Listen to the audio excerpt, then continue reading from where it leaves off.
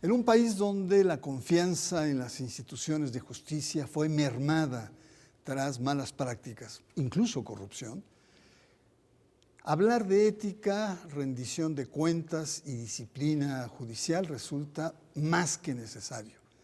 Ahora más que nunca, pues México atraviesa por un proceso de profundas transformaciones institucionales que buscan garantizar la impartición de justicia y buenas prácticas, buenas praxis, comenzando desde adentro, desde los propios tribunales.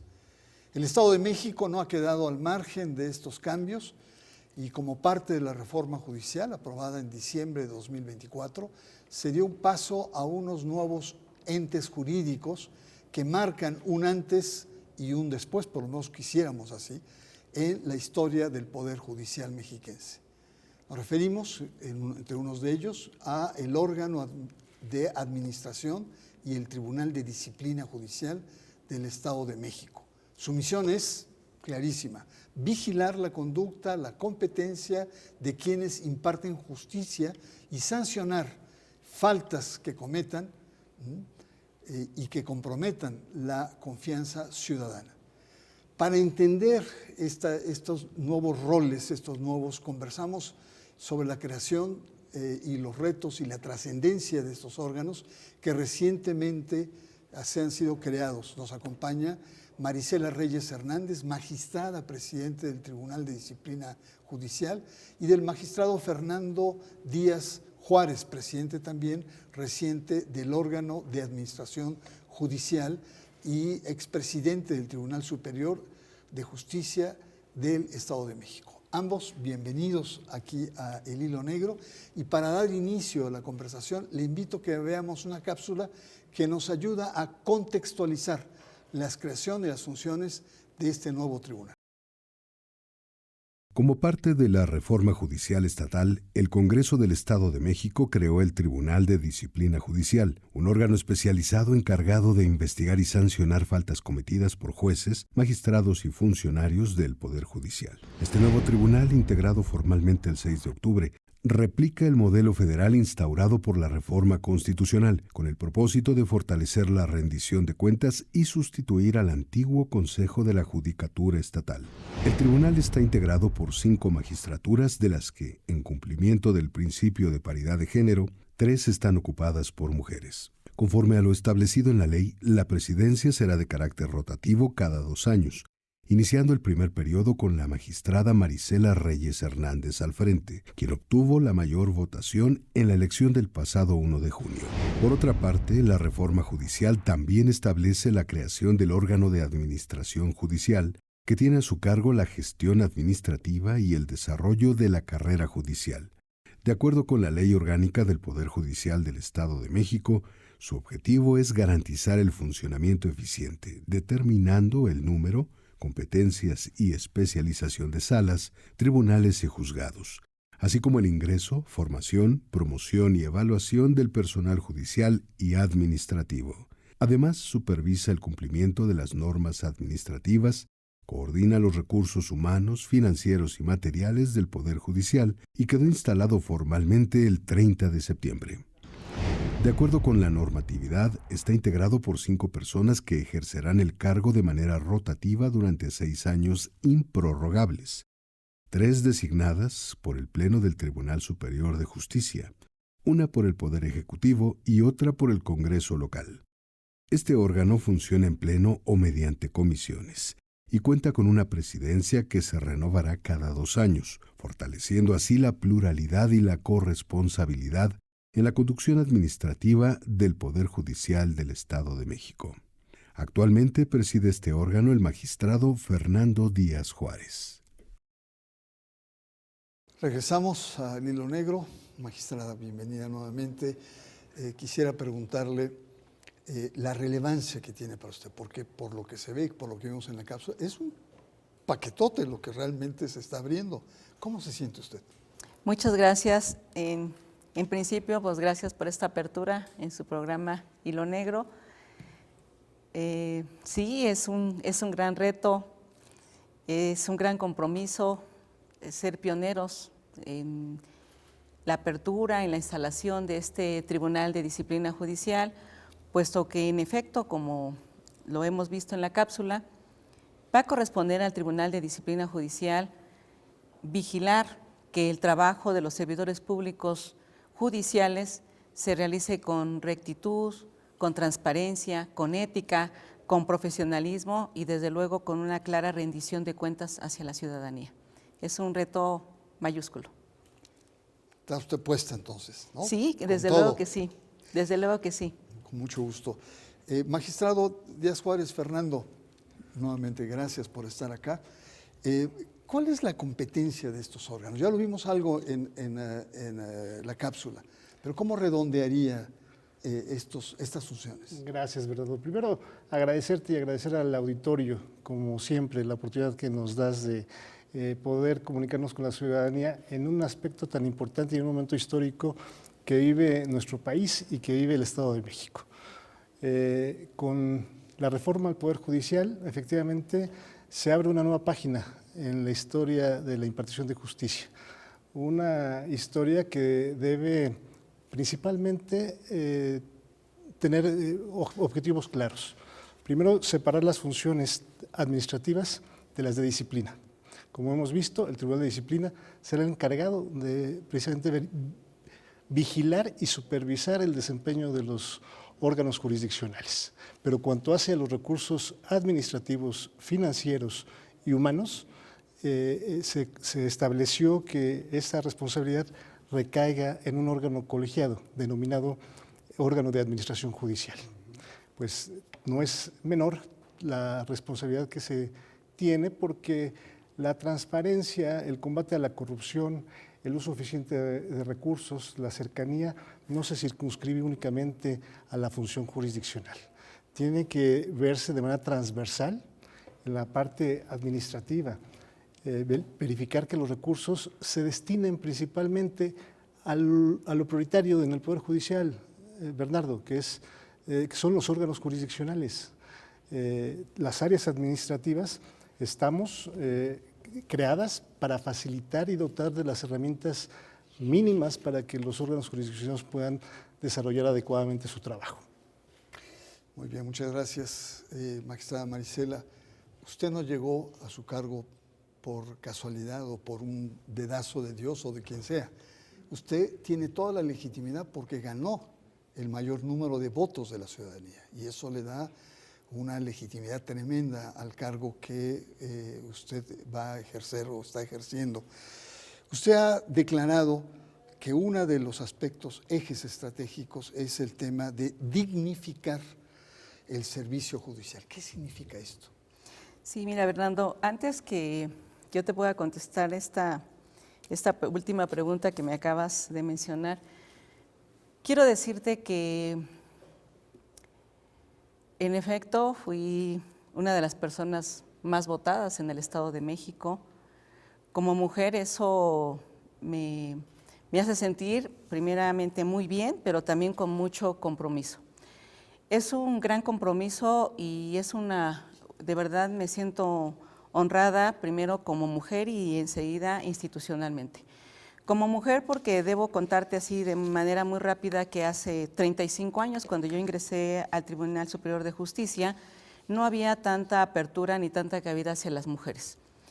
Las mujeres hemos luchado para que exista una igualdad, pero real, en el trabajo, en las instituciones, y lo hemos logrado pues a base de mucho trabajo, de mucho desempeño y demostrar que también podemos con lo que los hombres hacen en las instituciones. Y enseguida, de manera institucional, pues es un referente porque esto implica que se nos está dando la oportunidad, que nosotros luchamos como mujeres, pero las instituciones nos dan una oportunidad. Con relación a qué significa dignificar el trabajo, lo he dicho en algunas intervenciones, significa que a los servidores públicos judiciales o jurisdiccionales se les dote de las herramientas necesarias como lo es la profesionalización. Para ello, el Tribunal de Disciplina Judicial estará abierto a que las instituciones educativas y la propia escuela judicial nos ayude, nos incremente, nos apoye para ver de qué manera a estas personas que realizan funciones jurisdiccionales se puedan preparar día a día. El conocimiento no acaba. Siempre día a día debemos aprender y debemos estar empeñados, desde luego, en que el derecho evoluciona. Y en esa evolución nosotros, como servidores públicos jurisdiccionales, debemos estar siempre actualizándose. Eso es dignificar el trabajo de los servidores públicos judiciales. Profesionalización, un concepto clave que se ha venido manejando. Magistrado, ¿cuáles son las líneas de acción en el corto plazo? ¿Qué pasos primeros están dando? Gracias. Mira, finalmente se acaba de constituir el órgano de administración y con la constitución del órgano de administración se despliegan una serie de acciones inmediatas que tienen que ver con dotar el presupuesto, los recursos materiales humanos necesarios para el buen funcionamiento del Tribunal Superior de Justicia, del Tribunal de Disciplina, haciendo uso de algunas economías que este año nos han permitido arrancar con una base mínima para iniciar labores y evidentemente preparando el terreno en coordinación con el liderazgo del presidente del Tribunal Superior de Justicia a efecto de enviar un proyecto de presupuesto racional, un proyecto de presupuesto responsable, socialmente hablando, que garantice el derecho humano de impartición de justicia. Debemos recordar que este ejercicio presupuestal que inició en enero y que la reforma se aprobó el 6 de enero, de la reforma judicial, no estaba considerada la estructura de estas dos, de estos dos órganos que estamos hablando el día de hoy, del Tribunal de Disciplina y del órgano de administración. Entonces, estamos ya arrancando con ese proceso que era lo prioritario, que tengan estos órganos los elementos básicos para poder empezar a hacer su trabajo, delinear las estrategias hacia futuro, pero no podemos perder de vista que existen dos documentos rectores en la administración pública nacional y local. Me refiero a los planes nacional y estatal de desarrollo. Ahí están sentadas las bases, principios, anhelos ciudadanos de cómo se debe comportar y cómo se debe dirigir la administración pública. Y los poderes judiciales, Bernardo, no somos excepción. Estamos obligados, al igual que los tres poderes y los tres ámbitos de gobierno, a ceñirnos a estos anhelos, a estos principios, a estos objetivos. A grosso modo, ¿a qué me refiero? Alinearnos a establecer políticas de combate a la corrupción, del uso racional de recursos públicos, de una política de austeridad republicana. Pronto estaremos informando sobre las acciones inmediatas que van a ser enfocadas a un adelgazamiento en la estructura administrativa, respetando los derechos de los trabajadores judiciales, pero sí con un fin de fortalecer la función jurisdiccional sobre la estructura administrativa. Y finalmente hacer un esfuerzo en los mandos superiores y los propios integrantes del órgano de reducir nuestros salarios. Muy bien, pues ahí están las primeras acciones.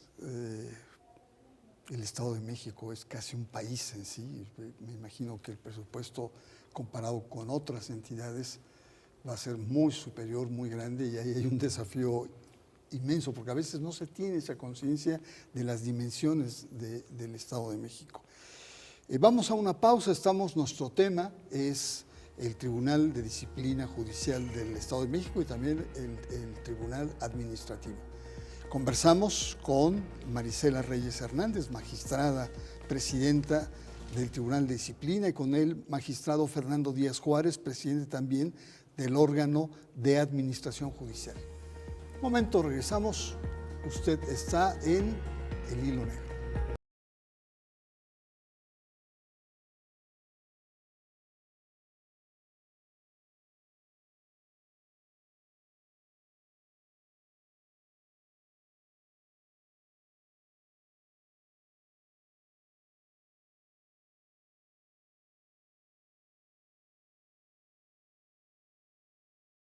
De vuelta en el hilo negro, estamos conversando con la maestra Marisela Reyes Hernández, presidenta del Tribunal de Disciplina del Estado de México, y Fernando Díaz Juárez, presidente del órgano de administración judicial. Magistrada, en sus propuestas usted ha planteado el tema de la prevención. ¿Qué significa esto? Mira, Bernardo, uno de los ejes fundamentales de este Tribunal de Disciplina Judicial, en efecto, es la prevención. ¿Por qué es fundamental? Porque el Tribunal de Disciplina Judicial no tiene como misión o visión sancionar. Estoy convencida que cuando un órgano, un tribunal como es el Tribunal de Disciplina Judicial, con la naturaleza que le dota la Constitución, si se dedicara a sancionar únicamente, esto implicaría que el Poder Judicial no está funcionando. Y entonces, lo que yo propongo es, en efecto, tener una visión de prevención antes que sanción. Pero ¿cómo vamos a prevenir conductas inapropiadas del personal del órgano jurisdiccional? Pues justamente a través de la dignificación del trabajo de estos servidores públicos, dotándolos, como te dije anteriormente, de un profesionalismo. Pero además no tan solo quedará en ese punto de vista, sino que además darles herramientas para que recordemos qué significa la ética judicial, para que recordemos cuáles son los principios que encontramos en un código de ética judicial a través de ejemplos prácticos como ¿qué haría usted en el caso de que alguien venga a sobornarle? ¿Qué haría usted en el caso de que le estén pidiendo que una resolución se dicte en un término que no es el adecuado, es decir, que no se practique la imparcialidad? En esto, desde luego, contraviene a lo que es la responsabilidad del servidor público. ¿Por qué? Porque lo he dicho, su función debe de ser basada en una transparencia, en una imparcialidad, en que sus resoluciones sean fundadas, sean motivadas, que no permitan que exista una recomendación de algún otro poder o de alguna otra persona que les esté implicando como de qué manera tienen que realizarlo. Eso se va a lograr si el Tribunal de Disciplina Judicial le pide a la Escuela Judicial que nos ayude a impartir cursos en donde se refrende, desde luego, el profesionalismo a través de los conocimientos, rectificar o volver a reafirmar los conocimientos que tenemos sobre la ética, desde luego, ¿no? Informar a la ciudadanía también, porque fíjate, algo muy importante, el hecho de que la ciudadanía se queje es porque ve que no hay una justicia dentro de las resoluciones judiciales. Pero este quehacer no tan solo está dirigido o no tan solo está concentrado en los funcionarios públicos judiciales. También gran parte de esto que está sucediendo corresponde a los abogados postulantes. Entonces, si nosotros prevenimos esta circunstancia desde un punto de vista hacia los servidores públicos judiciales, hacia la ciudadanía, desde luego, pidiéndole a la ciudadanía, si tú escuchas que algún abogado está diciendo que le va a entregar un dinero a un servidor público, acude, infórmate, pide hablar con ese juez, porque las cosas no son así. Y a los propios abogados postulantes que también estén en concordancia con los otros dos sectores para que demos una mejor cara hacia la ciudadanía, para que demos mejores resultados a la ciudadanía y vean que esto es un cambio, que habrá un verdadero cambio. Muy bien, muchas gracias. Magistrado, usted habló sobre una gestión más moderna, una gestión más eficaz, austera, ¿no? Reacomodos importantes. Siguiendo esta misma línea, el tema crucial probablemente en este programa es el tema de la corrupción. ¿Cómo enfrentarla? ¿Existe? ¿Y cómo abatirla? todo el esquema y los principios que deben de ceñir el actuar del nuevo rostro del Poder Judicial no solamente deben ir encaminados al lo que hacen o dejan de hacer los servidores judiciales, los jueces, los magistrados. Tiene que permear también en los órganos administrativos, Bernardo. Transparentar los procesos adquisitivos, los procesos administrativos, ordenar, poner orden en la estructura orgánica para que con una estructura adecuada se dé un servicio adecuado también a la ciudadanía, pero que ese ejercicio de adelgazamiento administrativo se vea reflejado en los órganos jurisdiccionales. No podemos advertir una estructura robusta administrativamente cuando hay carencias en los órganos jurisdiccionales. Hoy por hoy el Poder Judicial destina el 83% de su presupuesto al fortalecimiento de órganos jurisdiccionales y el resto a las áreas administrativas. Hoy, 2/3 partes del personal que trabaja en el Poder Judicial está en la función judicial. Ese es un reflejo, pero no es suficiente, Bernardo. Tenemos un déficit histórico en materia presupuestal. Tenemos carencia en el número de jueces, tenemos carencia en el número de servidores judiciales. Tenemos que hacer un esfuerzo compartido. No todo dejárselo al legislador o al ejecutivo para efecto de que nos dote de los recursos necesarios. Hay que dar muestra de una administración adecuada, de un ejercicio responsable y que se vea reflejada en una mejora en la impartición de justicia, Bernardo. Hay que combatir la corrupción también en las áreas administrativas. Muy bien, finalmente, magistrado, el tema de, digamos, sectores de la oposición o sectores en el ambiente público plantean la necesidad de contrapesos y supervisión externa. ¿Cuál sería su planteamiento?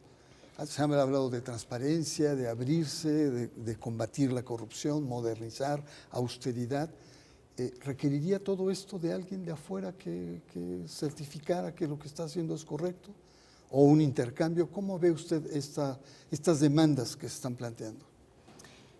Bien, como lo dijimos en un principio, con el nacimiento de estos dos nuevos órganos dentro del Poder Judicial, queda delimitada, ¿no?, cuáles serán las funciones del órgano de administración y cuáles son las funciones del Tribunal de Disciplina Judicial.